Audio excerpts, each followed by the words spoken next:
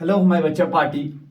फिर से आज हम जुड़ चुके हैं आपके साथ और आज हम जो बात करने वाले हैं वो बात करेंगे हम introduction to quadratic formula and nature of roots के बारे में। ठीक है, इसके बारे में आज हम बात करेंगे, उसके बाद फिर करेंगे हम एक्सरसाइज 4.3। राइट, सो बात करेंगे पहले क्वाड्रेटिक फॉर्मूला की। क्वाड्रेटिक फॉर्मूला है क्या? एक्चुअली ये एक फॉर्मूला है जिससे हम क्वाड्रेटिक इक्वेशन के रूट्स निकालते हैं। जैसे हमने इससे पहले क्या पढ़ा था, सुप्रीमिंग द मिडिल टर्म। इसमें एक और टॉपिक भी आता है जिसको हम कहते हैं ना method of completing the square, but that is not in the syllabus, वो डिलीट हो चुका है, बट उसको मैं पढ़ाऊंगा आपको। बट आज हम बात करेंगे किसको, क्वाड्रेटिक फॉर्मूला के ऊपर। क्या होती है फॉर्मूला? ये होती है x is equal to minus B plus minus under root b square minus 4ac divide by 2a। ये क्वाड्रेटिक फॉर्मूला है और हमने क्या करना, हम पहले इसका आज प्रूफ करेंगे। इसका हम प्रूफ करेंगे, ठीक है मेरा बच्चा, पहले प्रूफ करेंगे फिर पढ़ेंगे इसके बारे में। वी नो दैट कि क्वाड्रेटिक इक्वेशन क्या होती है, A X square plus B X plus C is equal to 0। ये क्वाड्रेटिक इक्वेशन है। क्या करो, इस इक्वेशन को आप मल्टीपल करो, मल्टीपल बाय इसको 4a से आप मल्टीपल करो। किससे करो मल्टीपल? 4a से। ठीक है, तो क्या बनेगा, ए एक्स स्क्वायर इंटू क्या हो जाएगा इसको 4a plus B x into क्या हो जाएगा इसको 4a प्लस सी इंटू क्या हो जाएगा इसको 4a इज इक्वल टू 0।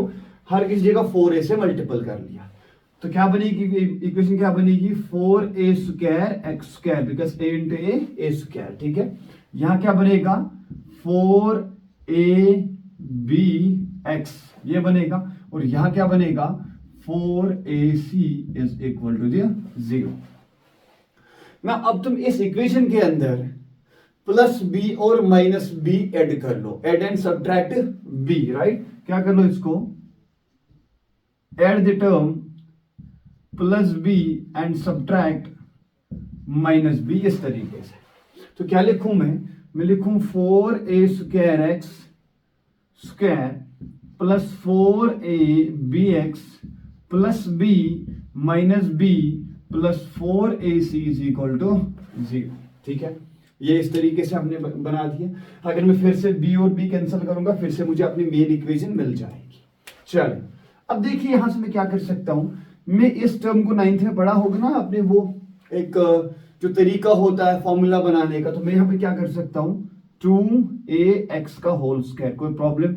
फिर से बनेगा 2 2 4a square X square plus इसको मैं क्या लिखूं 2 इंटू क्या लिखूं 2ax इंटू क्या लिखूं इसको b plus b minus b plus 4ac is equal to 0। देखिए मैंने क्या किया, इसको फैक्टराइज किया। राइट, 4a को क्या लिखा मैंने 2, तो मैंने इधर लिखा 2ax into b plus b minus b plus 4ac। खाली मैंने इस चीज को फैक्टराइज किया। ऐसा क्यों कर रहा हूं, क्योंकि मेरे पास एक फॉर्मूला बन जाएगी। राइट, ठीक है, तो देखिए अगर मैं इस चीज को देख लूं, इस चीज को अगर मैं देख लूं, देखिए सॉरी यहां पे क्या कर लो, बी स्क्वायर को दोनों साइड से ऐड करना। Here it is b square. Right, दोनों साइड से, इधर बी स्क्वायर तो इधर b square and b square. Right, ठीक है, इधर बी स्क्वायर और बी स्क्वायर, इस तरीके से। ऐसा करने से मुझे क्या मिल जाएगा, अगर मैं देखूं कि ये जो टर्मिनोलॉजी है यहां से यहां तक, ये कुछ फॉर्मूला बन गया, ये बन गया a प्लस बी का होल स्क्वायर।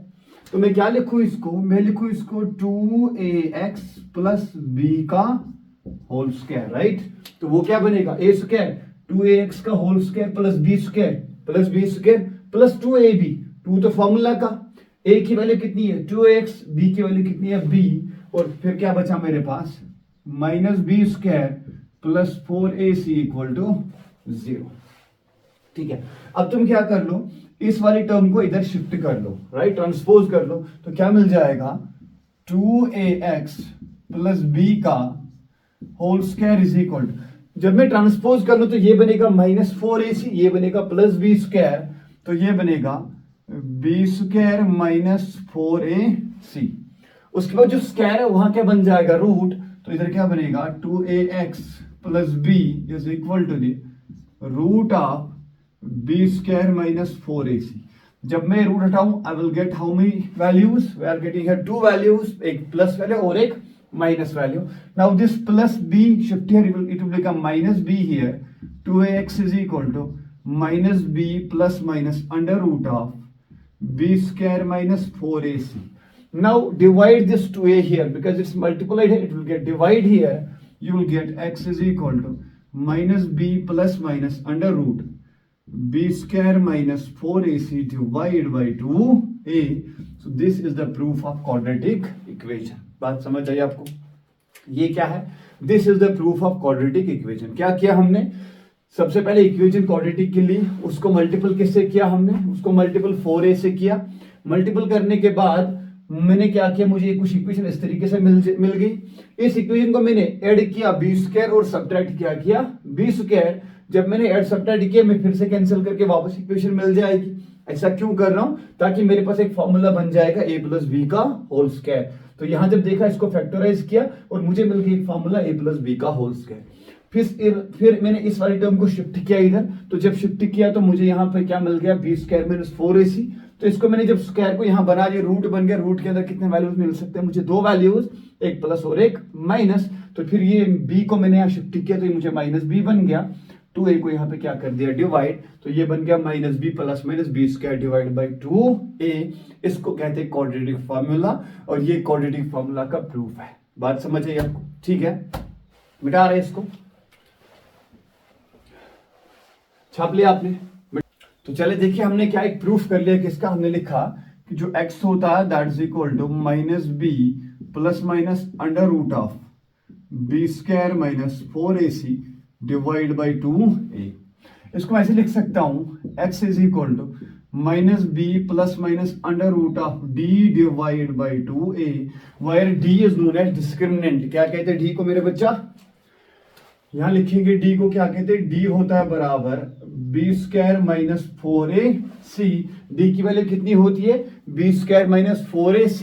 इसको हम कहते हैं मेरे बच्चा डिस्क्रिमिनेंट. क्या कहते हैं इसको हम? डिस्क्रिमिनेंट.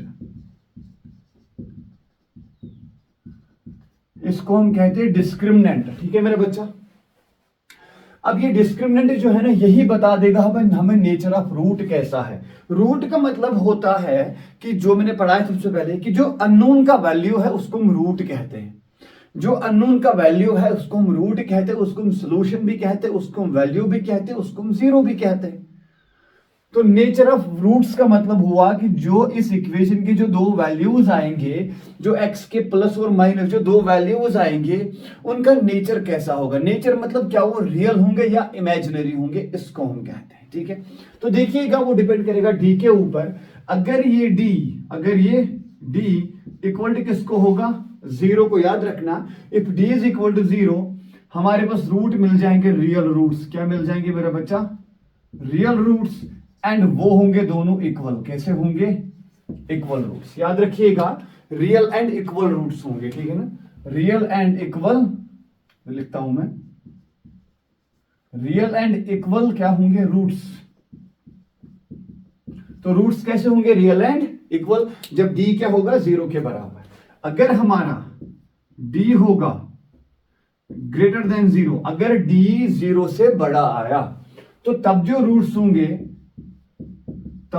होंगे वो रियल तो होंगे मगर इक्वल नहीं होंगे. क्या होंगे? रियल तो होंगे बट नॉट इक्वल, जिसको हम कहते हैं रियल एंड अनइक्वल रूट्स. ठीक है ना? और कितने होंगे? क्वाड्रेटिक है तो कितने होंगे? दो रूट्स होंगे. कॉमन सेंस वाली बात है. उसके बाद अगर d लेस देन जीरो होगा, d क्या होगा? लेस देन, मतलब माइनस में वैल्यू आया, तो तब जो रूट्स होंगे वो इमेजिनरी होंगे, नॉट रियल रूट्स. याद रखिएगा जब d लेस देन जीरो होगा तब कैसे होंगे? इमेजिनरी रूट्स होंगे मगर वो रियल रूट्स नहीं होंगे. रूट्स तो होंगे बट कैसे होंगे मेरा बच्चा? याद रखिएगा कैसे होंगे? वो इमेजिनरी होंगे. राइट? बात समझिए आपको? क्लियर है बात समझिए आपको? तो कहने का मतलब क्या है कि जब d इक्वल टू जीरो होगा तो रूट्स होंगे रियल एंड रूट्स हर वक्त होंगे बट डिपेंड देखना हमें रियल है या इमेजिनरी है. तो इमेजिनरी के अंदर वो x प्लस आयोटा y का जो किस्सा होता है फिर देखते हैं कि आयोटा की वैल्यू क्या होगी -1 एंड ऑल दैट थिंग्स, वो देखना है, वो अलग कंसेप्ट है। पर याद रखिएगा तीनों केस में रूट्स होंगे, मगर पहले दो केस में रूट्स जो होंगे वो रियल और इक्वल होंगे, रियल और अनइक्वल होंगे। बट लास्ट वाले केस में रियल नहीं होंगे, रूट्स होंगे, बट वो कैसे होंगे, इमेजिनरी रूट्स होंगे।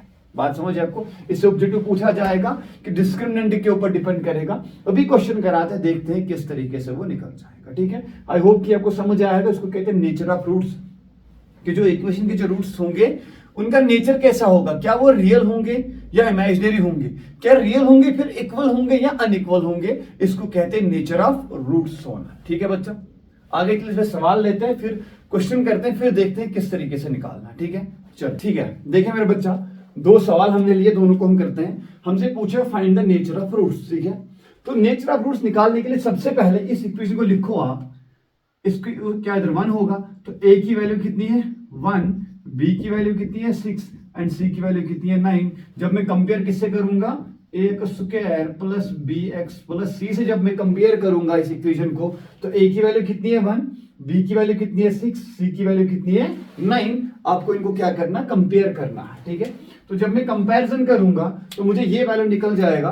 तो मुझे क्या निकालना, मैं पहले d की वैल्यू निकालूंगा। किसका, d मतलब b स्क्वायर माइनस 4ac। और हमें पता है निकालने के हम क्या करेंगे, हम पुट करेंगे b square minus 4ac equal to 0। Root निकालने का तरीका होता है। ठीक है, अब b की वैल्यू कितनी है 6, तो क्या करेंगे हम 6 का स्क्वायर माइनस 4 इंटू a की वैल्यू कितनी है 1 इंटू c की वैल्यू कितनी है 9। तो यहां क्या मिलेगा, 36 माइनस 36 इज इक्वल टू 0। सो मुझे क्या मिल गया, d इज इक्वल टू 0। तो जब d 0 के बराबर आता है उस टाइम पे क्या होता है, इस टाइम पे क्या होंगे, रियल रूट्स। हम लिखेंगे यस रियल रूट्स, बट कैसे होंगे, इक्वल। कैसे होंगे मेरा बच्चा, इक्वल। रियल तो होंगे, साथ साथ में क्या होंगे मेरा बच्चा, ये इक्वल रूट्स भी होंगे। बात समझ आई? चलो इस वाले को देखते हैं, इसमें क्या लिखा है, रियल होंगे इधर, बिकॉज d 0 आया। ऐसे चेक करेंगे यहाँ पे, d क्या लिखेंगे हम, b square minus 4ac is equal to 0। b की वैल्यू 4, तो 4 का स्क्वायर माइनस 4 फॉर्मूला का, a की वैल्यू कितनी है 1, बिकॉज यहाँ 1 लिखेंगे, इनटू c की वैल्यू कितनी है 9 इज इक्वल टू 0। तो ये 16 माइनस 9 4 36 इज इक्वल टू 0। तो यहाँ पे वैल्यू कितनी मिलेगी, 20 मिलेगी, मगर वो आएगी -20, that is less than 0। So d is less than 0। इधर क्या लिखेंगे, नो रियल रूट्स। क्या लिखेंगे, नो रियल रूट्स। बात समझ आई मेरा बच्चा? यहां पे रियल रूट्स है नहीं, यहां पे क्या लिखेंगे, नो रियल रूट्स। और यहां पे है, हमने क्या लिखा, रियल रूट्स। और वो दोनों कैसे रूट्स होंगे, इक्वल रूट्स होंगे। ठीक है, तो आगे इसमें हम क्या करेंगे, आगे इसमें हम क्वेश्चंस लेंगे जिसपे हम प्रूफ करेंगे कि अगर रूट्स है तो उनको निकालना पड़ेगा by using quadratic formula and by using splitting the middle term. हम दोनों चीजें यूज करेंगे। क्लियर है भाई? बात समझ आई? ठीक है, आई होप कि आपको ये समझ आया होगा। अगर इसमें कोई डाउट होगा तो आप मुझे कमेंट सेक्शन में पूछिएगा। ठीक है, तो मिलते हैं आपके साथ नेक्स्ट लेक्चर के साथ। तब तक के लिए अल्लाह हाफिज।